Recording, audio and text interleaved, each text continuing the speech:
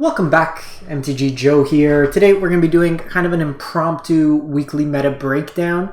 Typically what we do on the channel is each week we look at the top performing decks in each arena format for best of 1 and best of 3.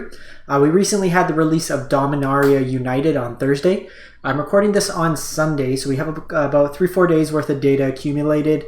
And one deck, one archetype in standard best of 1 is just absolutely obliterating, and it is well and above and beyond all the other decks.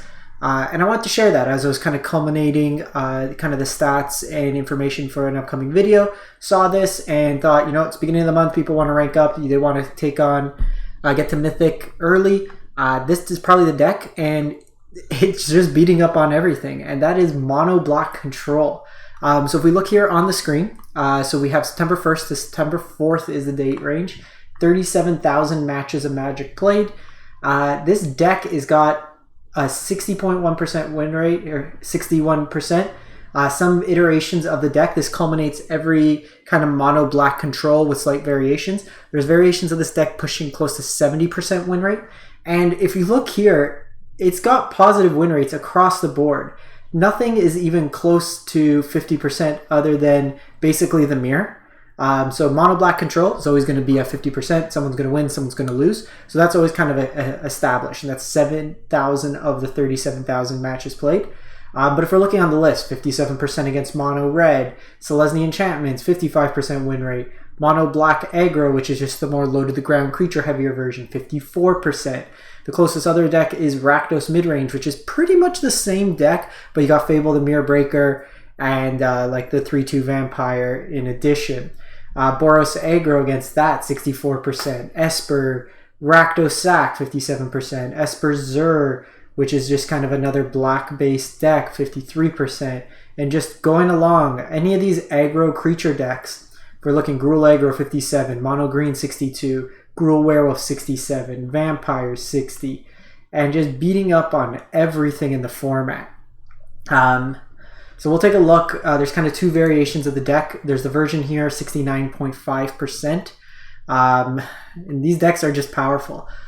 So it's kind of the culmination, the new cards we're seeing in the deck.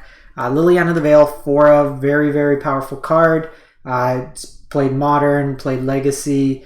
I don't know about Vintage, but it is a card that has been in Eternal formats for the longest time.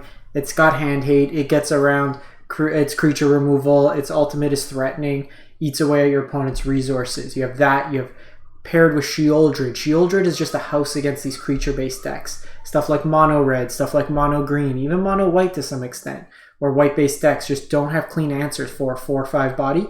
And this just helps stabilize you. Every turn you draw a card, you're gaining life, you're attacking them on that angle, and you're just grinding them out that way. It just sitting on the field, being a blocker, drains your opponent out over time as well, and forces them into like really awkward states. Think even something like Fable the Mirror Breaker, where Chapter 2, normally you're discarding 2 cards, you're drawing 2 cards. Well, now that comes at the cost of 4 life. So it's really punishing in that regard. And then you're kind of playing on your top end, Invoke Despair and Meathook Massacre, just eat away at your opponent's resource. Meathook, the life gain from it, that's being a sweeper, taking out all your opponent's stuff. Then you have Invoke Despair, which, you know, mono black shouldn't be able to hit enchantments typically, but it's hitting enchantments, it's hitting planeswalkers, it's hitting a creature all at once. If it's not, it's drawing them cards, it's draining you of life total. So it's really powerful in that regard. You got Trespasser, which is just really hard for aggro decks to deal with. Control, just having to 2-for-1 yourself to deal with it. It gets out of control and kind of eats away your opponent's graveyard, gains you life. And then just a lot of efficient removal. Cut down, Infernal Grasp, Soul Transfer mixed into here. You're seeing Bankbuster in this version. Some are playing a Celestus as well. And then your top end, you got Junji, the Midnight Sky. Vanishing Verse is gone. Not really, no one's playing March or the Otherworldly, and even then you need 6 mana to kill it that way. Not that many Wandering Emperors as well going around, so another way to kind of deal with it. But this card lets you either reanimate or attack your opponent's hand. So even if they get rid of like Sheoldred the first time, you can get it back. And then you got some Sorins in here to get you card advantage and another life-linking body. So there's this version here, and then there's the mono black control version that's slightly different, a little bit lower to the ground, no Junjis, lower count of Lilianas and Sorins. This version's 63% win rate. This one's going with Evolved Sleeper. So a little bit more early aggression in a card that can let you sink your mana into it. So 1 mana, then you could pay a mana, becomes a 2/2, pay 2 mana, becomes a 3/3, and then you can pay 3 mana, and you can keep paying 3 mana multiple times. You put a counter on it, you draw a card, lose a life, so it's a really good mana sink late to just draw a bunch of cards from your deck. This version as well as playing the Celestus, like I mentioned, and it's just trimming along the edges, no Junji, -1 Sorin, up another Soul Transfer, a couple less Lilianas in this version here, full Tenacious Underdog, so a little bit more proactive versus the first version that's a little bit more reactive. But both of these are combining, like we saw, to just take over the meta really right now. I've tried a number of different decks. The closest I've come to a positive win rate has been either like a chunkier Gruul aggro or a black-white mid-range version, which is similar axis. You got the Graveyard Trespassers. I can probably pull that one up. Give me a sec. And this is untapped GG, by the way. If folks are new to it, it tracks your win rates, loss rates, everything like that. I played it in an event, so you can see your event status. So I got 7 wins with this version here.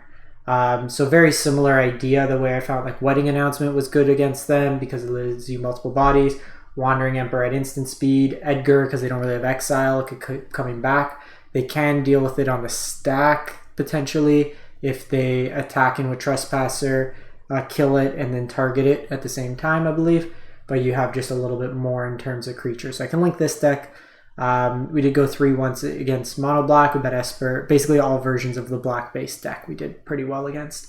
That's like the closest I've done. Like the Gruul deck, I was about 50% win rate against it, which looking at these stats is pretty good.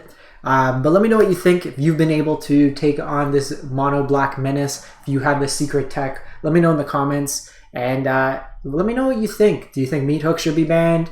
Do you think the deck just needs time? Do you think people are overreacting? Let me know what you think in the comments. And if you want to tune in, we'll do the weekly meta breakdown. Did a preemptive weekend one for Standard Best of 1, but earlier next week we'll look at Standard Best of 3, and then if there's enough stats for this first week, we'll look at Explore and Historic as well with the new cards that came into the format. In any case, thanks for watching. Hope you have a great one, and stay safe out there.